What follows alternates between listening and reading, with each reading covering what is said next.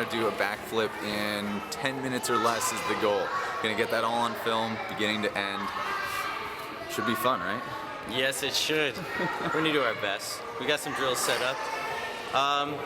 It looks like he's fit enough, strong enough, but is he tough enough? Snap! Ah!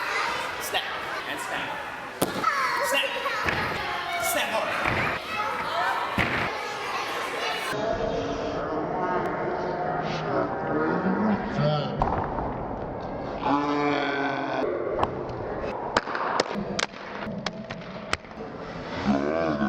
Alright guys, so we just finished the backflip, and for all of you guys watching, I want you to know I have never attempted a backflip in my entire life, so that was an absolute first, and we got it amazingly fast. So thanks to David Agajanian for that. David, what comments do you have?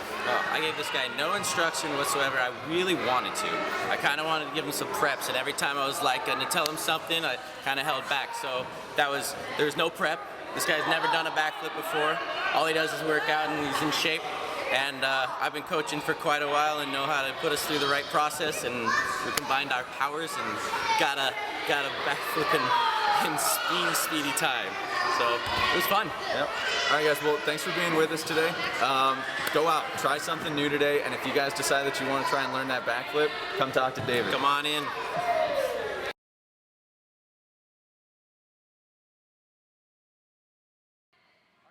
Hey guys, this is David Agajanian. I'm the guy in the blue shirt that's helping Shane learn how to do a backflip. So right now what I'm telling him is we need to really stretch backwards and get a snap going, but that's after you've jumped in the air. Right now I'm just teaching him the first part of the idea of what's going to happen in the air, and I'm going to put him on the ground right now and teach him exactly how to do it while being on the ground, so this is a very easy environment to be doing it on. So we're going to be pulling our knees up and snapping it to our chest and face, and trying to get our hips off the ground quickly and make sure that it's a nice rolling motion and not very choppy. So the idea is to get your arms actually to this horizontal position before you snap your feet in order to get the backflip around. So right here we're going to do a drill where we jump up exactly as we did it on the ground, but now we give a little jump.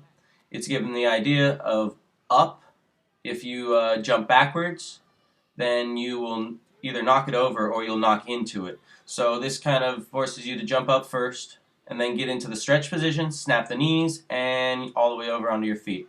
So it's just an assist. So this next drill after this is going to be a little higher than that. So he got it nicely that time, and it's comfortable for him. So we go to the next one, and this is higher. This is about shoulder height. This is more where somebody that can really do a high one should be able to get up on it, is about shoulder head height when you do a back tuck. So on that one he really got up there, which shows me he does have the height. So I want him to be able to try it on the ground now. I'm going to get him set with one more feeling of a good one on the low one, so he has the exaggeration from the last one, and now he can do this one extremely easily. We're going to go off of that one, and we're going to try to go, after he does this one, we're going to try to get into the pit and do one on his own.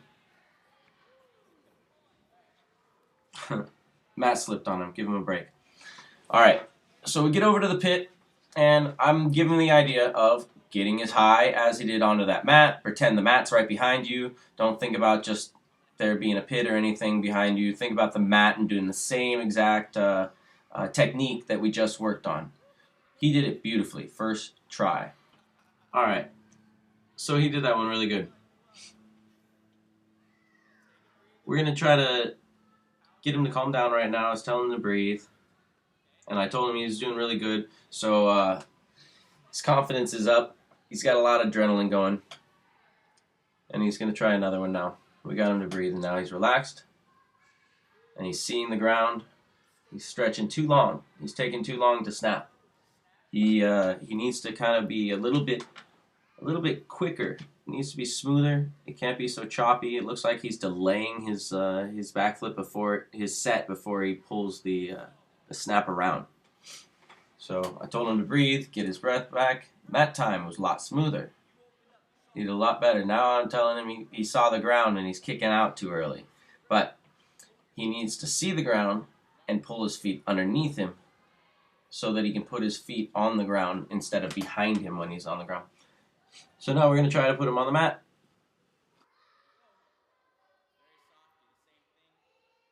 So now we're going to try to get it on the mat. I'm telling him to really throw the arms good and snap just like he just did. See the ground.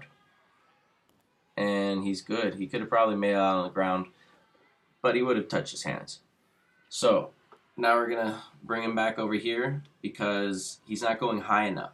I want him to get the feeling of the first technique and calm him down and make him not nervous while doing the same type of technique that we want. Now he can try it again, and let's see if that worked.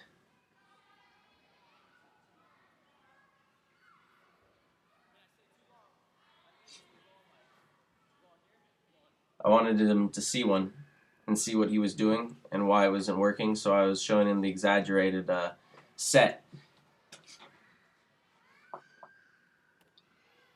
I wanted him to see a good one now.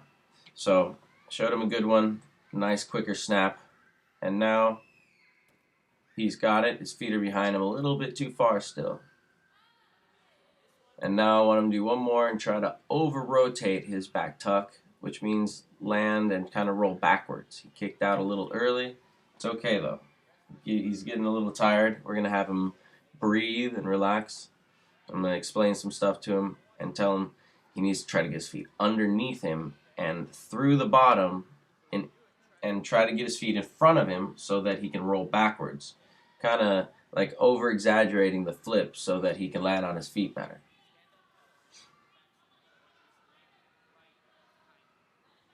So I want him to see the ground and put his feet on it. So that time he looked at the ground. He saw it and his feet were underneath him better. He still exaggerated the set a little bit too much. We need the set to be up and then snap quickly and not bring his arms down. I want him to actually touch his knees. He wasn't really grabbing for his legs, and it's important when doing the back tuck. So he needs to kind of grab at it. He tried to grab his knees, and it helps with timing to grab your knees. And so now I think we're ready. I want him to do a back tuck off of, I think it's about 18 inches off the ground. And he did really good on his first try. Set it back way too far. He was nervous, but he went for it, so we're good. We just want him to do another one, try to stand up better. I'm spotting him now, so he's got more confidence, but we still need him to jump higher and not farther. So he's going to go for another one. I want him to spot the ground.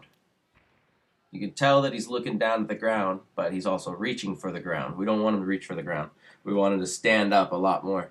I want him to really stand up, throw the arms good, snap the knees, see the ground, and hold the position with the legs. So right now I want him to just jump up and feel a stick so that he feels a landing off of that. So now he's feeling better doing a landing.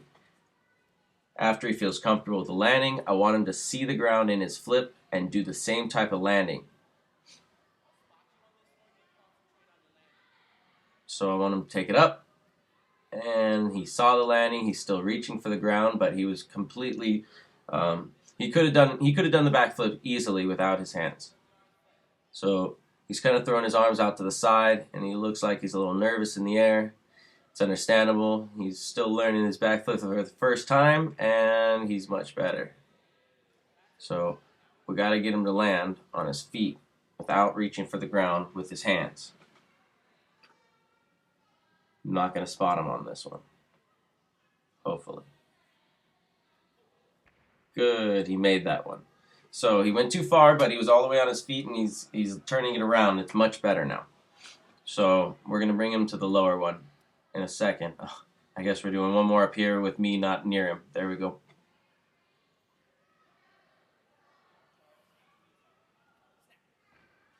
A little bit squirrely. He did a really good one, but he didn't snap his legs hard enough. His jump is plenty high. It really is the arch and the snap that's going to get the flip going. It could be any height. That and that has to happen quickly. So we want to go lower. We're gonna take him off the mat. We took about 4 inches off the jump, so he's closer to the ground. And now we're gonna get it.